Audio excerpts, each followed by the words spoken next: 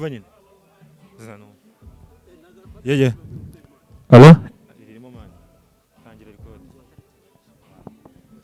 so boy P Onika Suez mbanje gusuza kandi gushimira abo twitabiriye iki kirori cyangwa se igitaramo cya Bianca Fashion Hub anga turi kumwe n'umukobwa waje wambaye mu buryo budasanzwe nje namubonye mpita mfukama ndavuga nti nyagasani uyu mukobwa araberewe sister wanjye umeze ute meze neza cyane ndashima Imana urashima Imana wambaye neza cyane murakoze wambaye amafaranga mu mwambaro ukeye usa neza pe ni gute watekereje igitekerezo cyo kuvuga ngo kanambara amafaranga nambaye amafaranga nambaye igitambaro kiriho ifoto y'amafaranga akobera niyo wambaye umwenda wambaye amafaranga ko waguze amafaranga okay ku cyo yahisemo kuvuga ngo nambare inoti ya 5 ntambare inoti ya 500 wose subizi ko iyo ufite imyenda myinshi muri garderobe iyo ufite ahantu ugiye kujya uhitamo ubona myiza ujyanye n'ibyo ugiyemo nanjye niko nabigenje okay waba ufite umuntu waguhitemo ko raza kubyambara cyangwa ni wowe ubwawe wabyutse uravuga uti njye uyu munsi uyu niwo mwenda ndi bwambare yego njye n'umudesigner wanjye twabihisemo ubusanzwe ukora iki fashioniste cyangwa umumodo ntago ari ibyo nkora ariko ndabikunda urabikunda kuki wahisemo kavuga uti njyewe uyu mwambaro ngomba kuzawambara kwa Bianca sinawambara hani hano donc Bianca Fashion Hub nk'uko ubizi ku nshuro ya mbere narayatendinze rero cyane ko nari mpari kandi mfite umwanya byabaye ngombwa ko ntekereza ko no ku nshuro ya kabiri nagaruka kandi iyi ni Bianca Fashion Hub it's fashion nawe urabyumva yes hari umuntu ashobora kubona wambaye urugero iyo noti mu 5 akataba bati uyu mukobwa ntago yashashe gutesha agaciro amafaranga urongera uragarutse igisubiro ntacyo remember to take more so are you ready to I'm ready now yeah I'm ready okay count okay azantangire okay nkomeje kubashimira abantu muri kutureba ngaha ku GASARO TV nkomeje kugenda mbereka abantu baje bitabiriye Bianca Fashion Hub yo hello musaza bitezanye mushaka mvuge mu cyongereza cyangwa mu Nyarwanda avuga mu Kinyarwanda n'abantu badukurikira benshi okay nta kibazo nje banyita ishimwe Manowa ndi umuhanzi indirimbo zanje ziri hano ku maradiyo no kuri televiziyo mugume mukomeze tuzaguma turi hano namwe umuhanzi wo mu Rwanda yandi umuhanzi wo mu Rwanda Kameraman yambere yerekana ukuntu wambaye uturuka California nturuka mu Nyamerika nyene niyo nzagira fashion ariko hano mu Rwanda nzagira indirimbo gusa reka nze kubasha gufasha Mike waje mu Rwanda ryari hano mu Rwanda naje hano maze ukwezi kose ariko nashitse hano nyine ku minsi 4 nzasubira ku minsi 28 ukana mu Burundi no ndi umunyamurenge ariko twese turavukana ndi East African yes twese turaturumwe ya mushiki wanjye meze bite wowe meze neza urakomeye yandakomeye wambaye neza cyane murakoze mwitwa bande nitwa Sandra Wiringimana yego okay waje mu fashionist no nje ndi umwanditsi w'ibitabo mfite igitabo kiri publié cyitwa How Dare the Sunrise nago nkora fashion actually nambaye umudesigner wo mu Rwanda wa myambitse rino kanzu yitwa Mateo okay yeah uzankore nanye igitabo kivuga ku kuntu umuntu yawo mukire vuba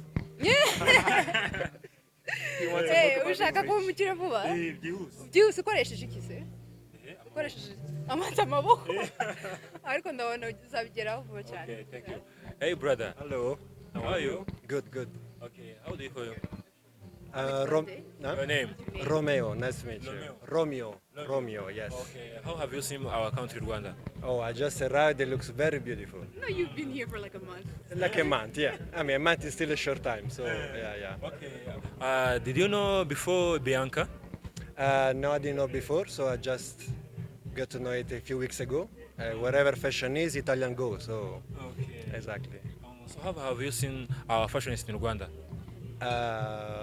yeah absolutely look at it great right okay let me back to my brothers here by cameraman akomeza kwerekana ukuntu wambaye kabisa whoever dressed me his name is Mateo the designer he's one of the great guy coming in Rwanda he's pushing fashion forward he was the one who was able to dress both of us maze nyine namwe mumukurikire maybe in the future he will be in here you never know yeah ibyenda maze bayita ngiki iyi gusa nambaye kubera imvura yari ikwiye kugwa so it was better to wear leather in case it rains around here so that way we can be on the red carpet But yeah. Okay. Ariko igitambara, this is my signature. You will see a lot of this. Maybe change a little different color.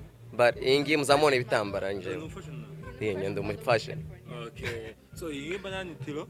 Yeah. Ubu nyene nari mvuye mu makuru, ariko mbere mu makuru I was doing my videos. So this is my style. Yes. This is your style. Yes. Akantu kubwanwa kwakishe kandi bwari bukuru. Aho ntuye muri America kazi nkora nyine, it's easier for me to shave my head because I like to stay looking younger forever. Yeah. Yeah. Uyu nguyu se we mupanga ibiki mu mushiki wacu? Yewe, dupanga ibiki? Nge ndi umwanditsi ntabwo ndi fashion model. Wabonye ukuntu ushobora kuba bimeze ukuntu? Nibyo urabona nabishobora. Ndavuga ukuntu nyine kwa babiri. Kwa babiri gute se? Turavukana mu ndimi. Ai ni kazi Turabaguzi. Usanye kwikanzu wambaye. Ikanzu nayambitswe designer witwa Mateo Designs. Ni designer wa hano mu Rwanda. Namubwiye kwa kane tinshaka ikanzu ryo kwambara kuri Bianca Fashion Show. Niringiri yampaye kandi urabona ko ari ryiza cyane. Iragaragaza uburanga bwawe hamwe na hamwe mu minsi twabonye umukobwa wibasira ku mbuga nkoranyambaga ngo yambaye ibigaragaza imiterere yiwe ubivugaho iki? Wambaye Merci. Iki kubagenzura imyambarire y'abakobwa? Ndavuga ati mugenzura imyambarire y'abahungu nimara kurugenzura y'abahungu mubone kuza ku bakobwa kubera iki mubonera abakobwa. Agafoto karutambi wigeze wakabonyeho yari yambaye boxer? No, narakabonye but umva buri muntu ni droit yiwe kwambara uko ashaka. Burya iyo umuntu asohotse abayibona abayirebye muri mirror akavuga ati nuko nshaka kwipresent kandi mona ari uko nakarengane ku bakobwa. Navuze ngo gufatarira ngo wafata rutambi Ngo iyo terme ntabwo nayumvise. aho gufatarira bari gufata rutambi. Lili bari gufata rutambi. I still don't understand. Kirwa gute? Ni mugabekazi bishobora gutuma abakobwa batirekura mu bitaramo.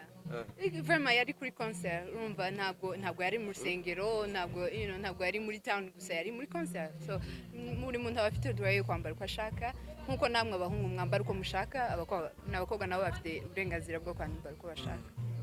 Okay. Iki kwa Bianca Fashion ino edition ya kabiri? Ni byiza cyane iyo mbonye abanyarwanda n'abanyarwandakazi bateye imbere ibi ni ibintu biduteza imbere twese mu rwego rwo hejuru so ni byiza kandi ndabyishimiye. Congratulations kuri Bianca. Okay. So my brother, last question, who is the artist you support to have your fan? What artist, sorry? Do you prefer? Like Italian or here in Rwanda? Because He's Italian. In this Bianca Fashion Hub. yeah, well, give me time to learn all about the brands here, okay? Oh, yeah, absolutely. Yeah, I love him. Okay. All right. So thank you mwakoze cyane kukwemera kuganira natwe. Muno mumere nk'abagenda ukuntu tubone kuri red carpet bugenda abakameramani babereye ubundi mu. You guys walk behind you. I'll walk behind you. Walk.